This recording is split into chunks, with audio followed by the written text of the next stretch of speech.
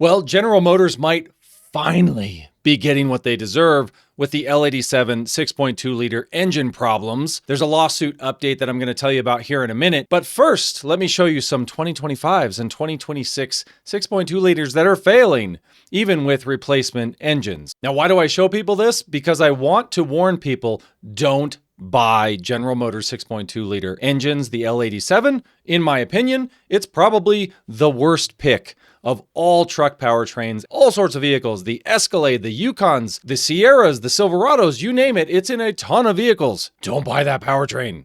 So check out this poor fella. In just 8 months, the engine on my Escalade ESV has blown twice. The first engine failed within 3 weeks and was replaced under warranty. I mean, really? How many times are we going to see this, like replacement engines failing? GM doesn't care. It's astounding how many engines are failing in these 6.2s. Here's another good one for you on March 1st. Guy has 4,100 miles on this thing. Let's take a listen.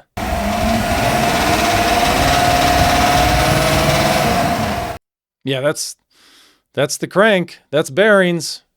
And at least something made me laugh today, because this poor guy, I'm not going to put his name up there. It sucks that I have to put his image. He's got this bow on his ZR2. He says, new here, just recently bought my first ever ZR2 6.2 liter. I love this truck. He says, I'm reading a lot of mixed reviews about common issues that occur on these trucks, which worry me. But all of those issues seem to be touching on the 5.3 and the Duramax. So he thinks he's in the clear because he bought a 6.2 and he's super excited. I feel so bad for this dude right now. And the first comment in response to him was, LOL, brother, I've got some news for you.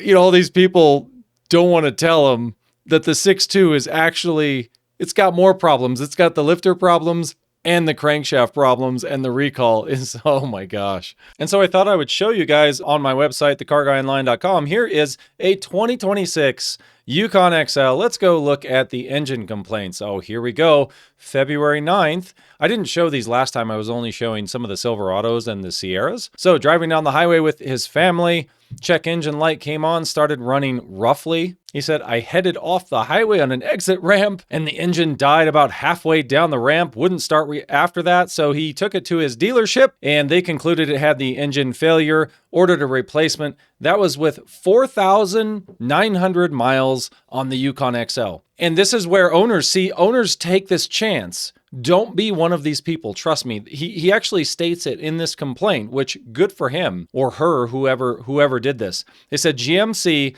claimed that their engine problems were fixed in the 2025 to 2026 model years.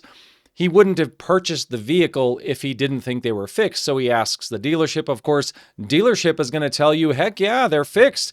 The recall is only 2021 through 2024. They're not including the 25s. They're not including the 26s. Why do you think they're not including them? I will tell you why. It's because they don't want to stop sale.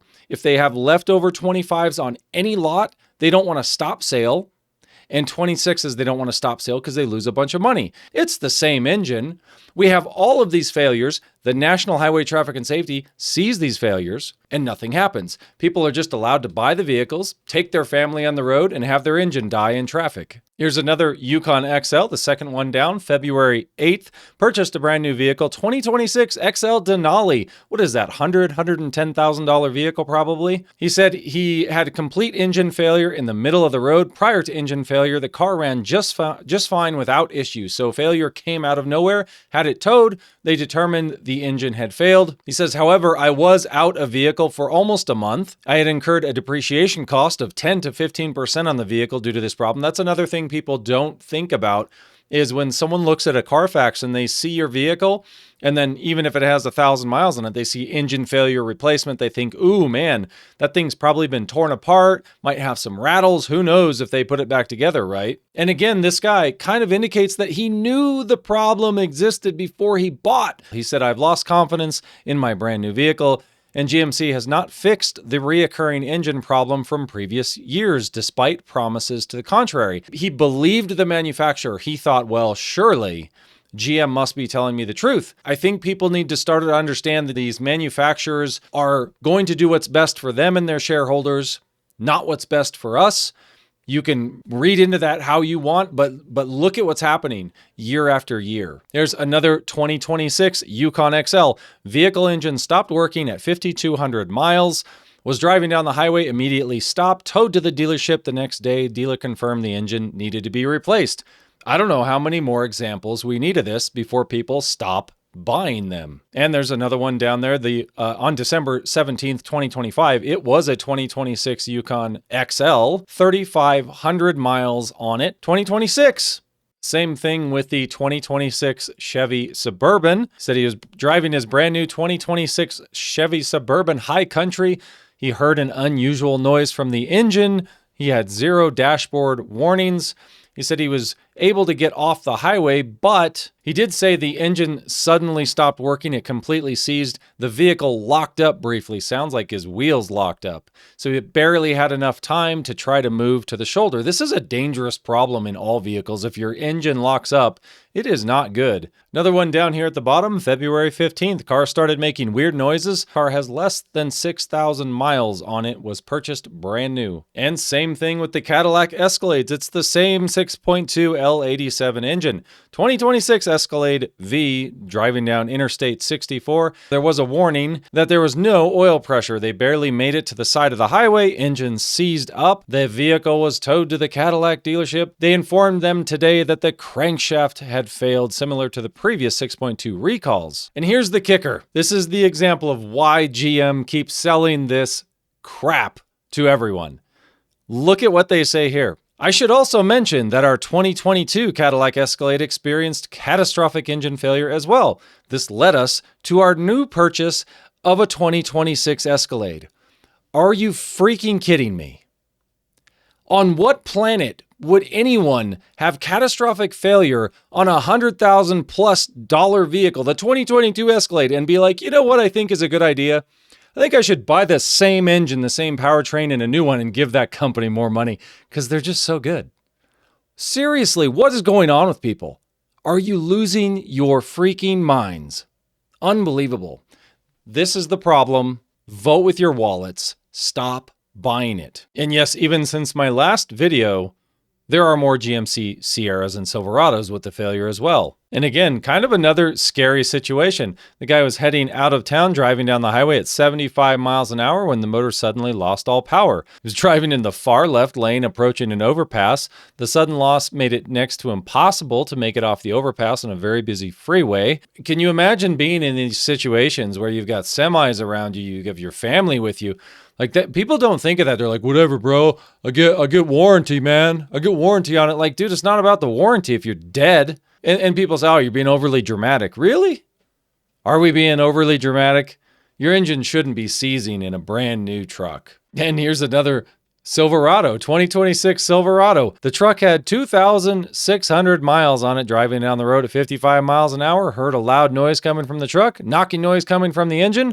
It was towed to the dealer, needs a complete engine replacement. And you go to the Facebook groups and you got to feel bad for these guys. The guy says his engine went out at 28,000 miles. And then he's asking people, hey, how long for an engine replacement? He was being told he's 2 months out for a new engine replacement. They're probably getting this guy to like upgrade, just like the Escalade. All right, let's get on to the lawsuit. So here's hopefully the good thing for consumers. So consumers can continue to be stupid with their money and buy these things over and over and over. And hopefully this class action lawsuit will actually start to change GM's behavior. So the news comes in from GM Authority. It actually was reported everywhere, but I like George Barta's reporting on this on GM Authority if you want to go read it.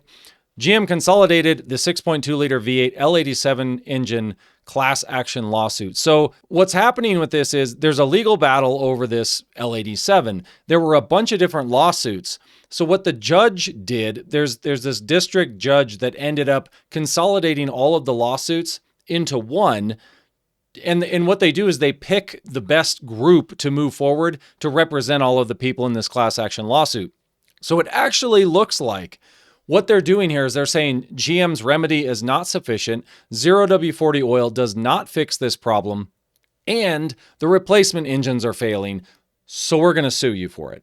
And they're basically coming up with all of this data and all of this evidence to force GM to do something about it. Now, what'll most likely happen is GM's just going to pay. They're going to say, well, we're moving to our new 2027 engines. They're going to get their new facility going.